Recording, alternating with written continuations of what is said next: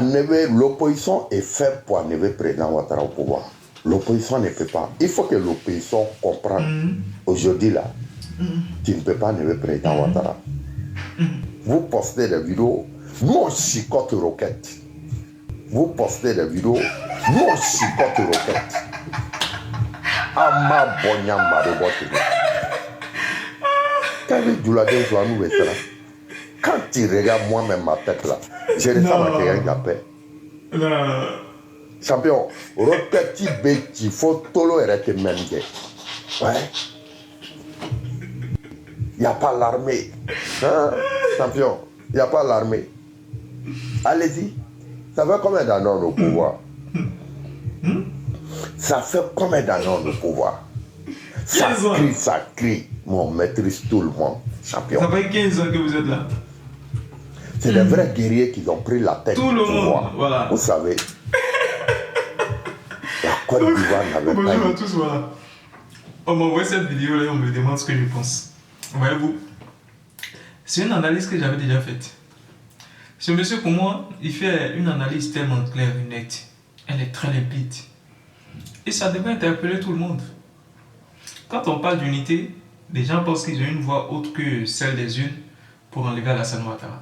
Et on nous dit que ce monsieur il doit partir par la force. Bon, chacun a son interprétation, hein, chacun a sa vision de la politique.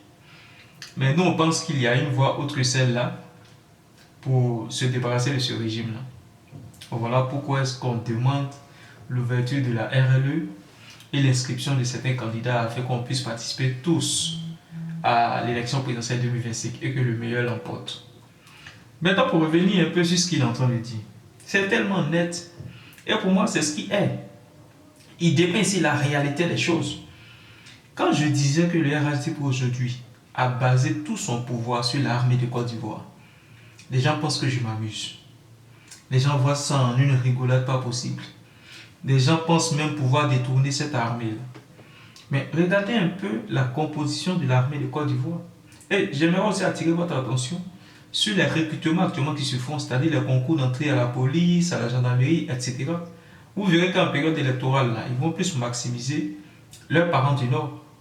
Les gens ne veulent pas qu'on parle de ça, mais c'est une armée tribaliste.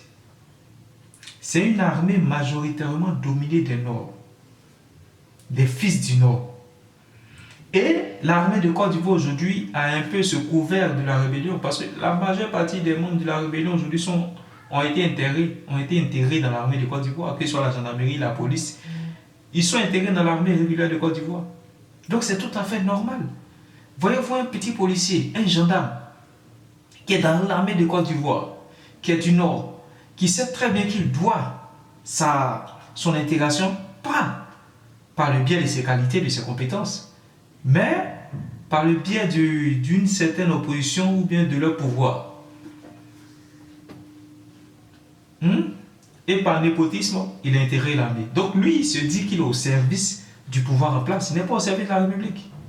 Parce qu'aujourd'hui, même si on dit, bon, la République, celui qui incarne la République aujourd'hui, c'est le chef de l'État.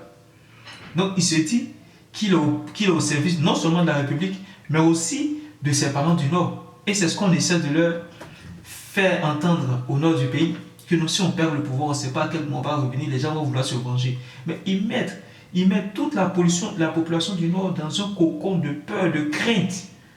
Parce que ces gens aussi, ces parents du Nord aussi vont se dire, effectivement, s'ils perdent le pouvoir, c'est fini pour eux. C'est-à-dire, tout ce qu'ils ont aujourd'hui comme avantage, en termes de concours administratifs, ils n'auront pas tous ces avantages-là. Voilà pourquoi aujourd'hui, tous les Nordistes aujourd'hui sont derrière ce pouvoir-là. Parce qu'ils profitent des largesses de ce pouvoir. Ils ont certains avantages qu'ils ne voudraient plus perdre. Ça a été le cas aussi avec d'autres régimes. Donc c'est un peu ça. Donc ils se disent que ce pouvoir-là, c'est leur pouvoir. Donc ils vont le conserver au péril de leur vie.